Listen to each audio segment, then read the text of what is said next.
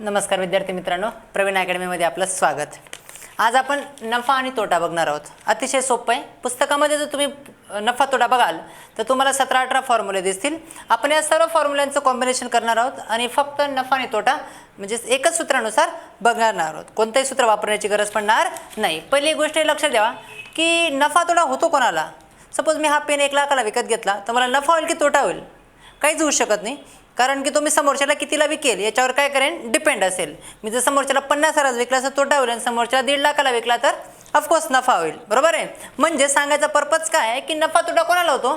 जो मध्यस्थी करतो, जो दलाली करतो, जो कमिशन घेतो त्याला काय होतो? नफा होतो। त्याच्यामध्ये एक असते खरेदी किंमत, सर्वांना माहीत असते। एक काय असते? खरेदी किंमत। आता खरेदी किंमत सर्वांना माहीत आहे, म्हणजे जी वस्तू आपण काय केली?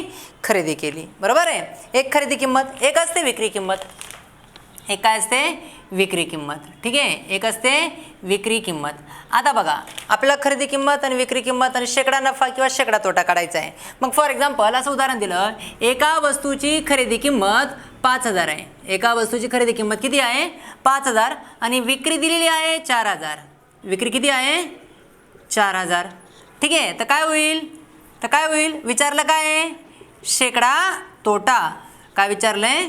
शेकडा तोटा किती? एका वस्तूची खरेदी किंमत काय आहे? 5,000, वस्तूची विक्री किंमत किती आहे?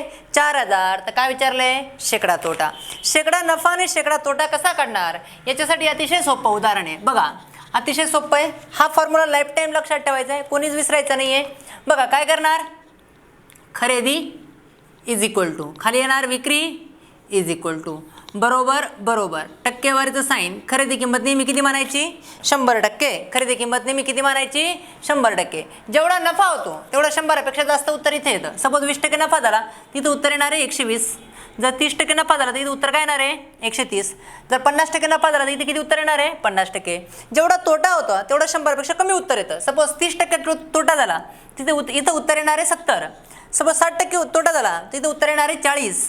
20% तोटा झाला इथं उत्तर येणार आहे 80 आणि खरेदी किंमत इथं टाकायची आणि विक्री किंमत इथं टाकायची। मग बस आपला फॉर्म्युला, खरेदी किंमत नेहमी किती मानायची असते? 100%। केवढ्याला वस्तू खरेदी केली होती? 5,000ला। विकली केवढ्याला? 4,000ला। 4,000 is equal to question mark. मग काय करणार? शक्तिमान पाहिलं असेल, अंधेरा कायम राहे, म्हणजेच काय करणार?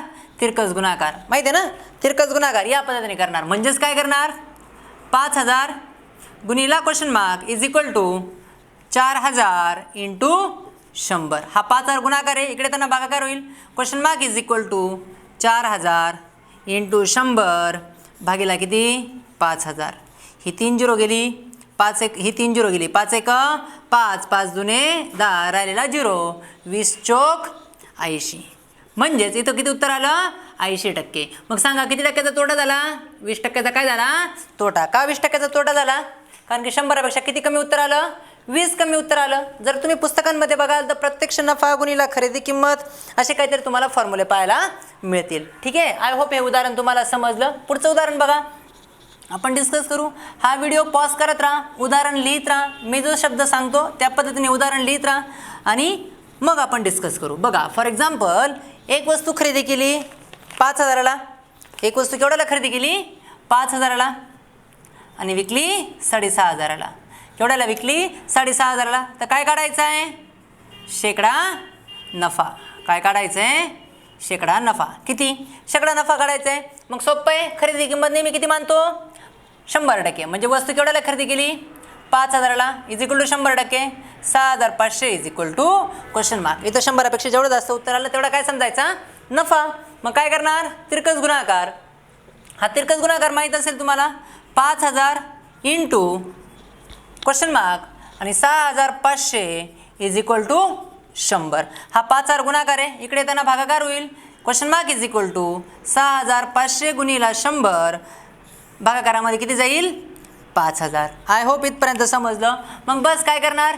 ही 2 झिरो गेली, ही 2 झिरो गेली, हा 1 झिरो गेला, हा 1 झिरो गेला, 5 एक 5, 5 एक 5, किती उरला? 1, 5 त्रिक 15, राहिलेला 0। म्हणजे इथं काय उत्तर आलं? 130। म्हणजे किती टक्के नफा झाला? 30% काय झाला? नफा झाला।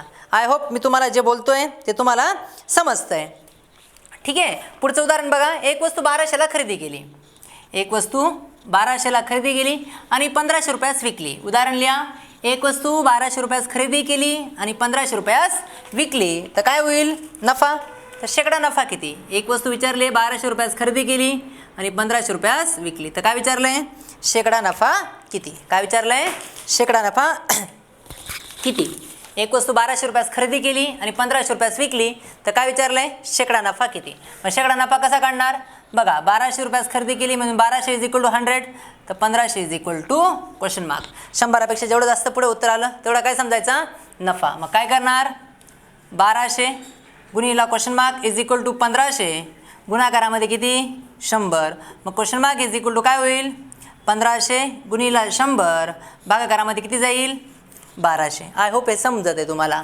ही 2 झिरो गेली, ही 2 झिरो गेली, 3 चोक 12, 3 पाचा 15, राहिलेली 2 झिरो, 4 एक 4, 4 एक 4, 2 उरले, 1 उरला, 4 दुने 8, 2 उरले, 4 पंचे 20. इथे किती उत्तर आलं? 125%. 125% उत्तर आलं म्हणजेच काय आन्सर मिळालं? 25%. काय नफा मिळाला? 25% नफा झालेला आहे या उदाहरणामध्ये. आय होप तुम्हाला हे उदाहरण समजत असतील. ठीक आहे, पुढचं उदाहरण डिस्कस करू आपण. बघा, प्रत्येक व्हिडिओ पॉज करत राहा, ते उदाहरण लिहित राहा, आकडेवारी लिहित राहा, मी कसं सोडवतोय त्याच्याकडे लक्ष देत राहा. बघा, पुढचं उदाहरण आपण डिस्कस करू की एक वस्तू 2760ला विकली. ठीक आहे, एक वस्तू 2760ला विकली तर 20% नफा होतो. किती टक्के नफा होतो? 20% नफा होतो. तर त्या वस्तूची काय विचारलेली आहे? खरेदी किंमत. काय विचारलेली आहे? खरेदी किंमत. एक वस्तू 2760 रुपयाला विकली तर 20% नफा होतो. तर त्या वस्तूची काय विचारली आहे? खरेदी किंमत. फॉर्म्युला विसरायचा नाही. वस्तू केवढ्याला विकली आहे? 2760. 20% नफा झाला आहे म्हणून इथे किती घेणार? 120. तर काय काढायची आहे? खरेदी किंमत. Question mark. बरोबर आहे, इथं काय टाकणार? Question mark. मग काय करणार? आता तिरकस गुणाकार तुम्हाला समजत आहे. 2760 गुणाकारामध्ये 100 भागीला किती? 120. झिरो गेला, झिरो गेला, 12 एक 12, 12 दुने 24, किती उरले? 3, 12 त्रिक 36, 23 गुणिला 100. ती वस्तू केवढ्याला खरेदी केली होती? 2300 रुपयाला खरेदी केली होती. आय होप हे उदाहरण तुम्हाला समजत आहे. अतिशय सोपं असतं. पुस्तकामधले फॉर्म्युले जर पाठ केले आणि त्यानुसार जर उदाहरण सोडवलं तर खूप उशीर म्हणजे लवकर समजत नाही की कसं उदाहरण सॉल्व करायचं. ठीक आहे, आता बघा, फॉर एक्झाम्पल पुढचं उदाहरण आपण डिस्कस करू. एक वस्तू 10,800 रुपयाला विकली. बघा, एक वस्तू 10,800 रुपयाला विकली तर 25% तोटा होतो. शेकडा तोटा किती होतो? ठीक आहे, शेकडा तोटा होतो 25%. शेकडा तोटा किती होतो? 25%. तर त्या वस्तूची काय काढायची आहे? खरेदी किंमत. आता लिहिलं म्हणजेच आता आय होप हे उदाहरण तुम्हाला समजलं. काय लिहिलं की एक वस्तू 10,800 रुपयाला विकली तर शेकडा किती तोटा होतो?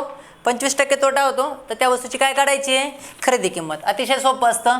बघा, खरेदी किंमत नेहमी किती मानायची? 100%. शेकडा 25% तोटा झाला म्हणजे इथे किती घेणार? 75. इथे किती उत्तर घेणार? 75. खरेदी किंमत किती झाली?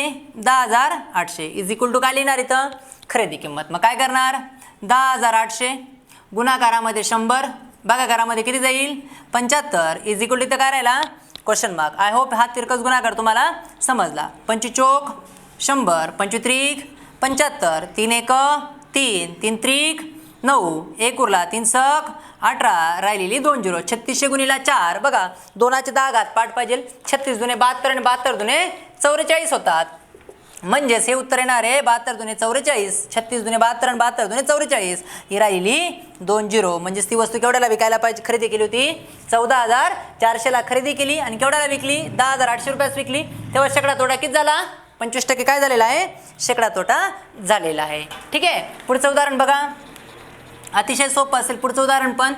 म्हणजेच तुम्ही कोणत्याही शेकडा नफा आणि शेकडा तोटा काय करू शकतात? काढू शकतात. बघा, पुढचं उदाहरण. एक वस्तू 1200ला विकली तर 25% तोटा होतो. एक वस्तू केवढ्याला विकलेली आहे? 1200ला विकली आहे तर किती टक्के तोटा होतो? 25%. तर त्या वस्तूची काय शोधायची आहे? खरेदी किंमत. मग काय बस फॉर्म्युल्यामध्ये टाकणार, खरेदी किंमत काढायची. वस्तू विकली केवढ्याला? 1200 रुपयाला. वस्तू विकली आहे 1200 रुपयाला, 25% तोटा झाला म्हणून इथे किती घेणार? 75. मग काय करणार? 1200 गुणाकारामध्ये 100 भागीला किती?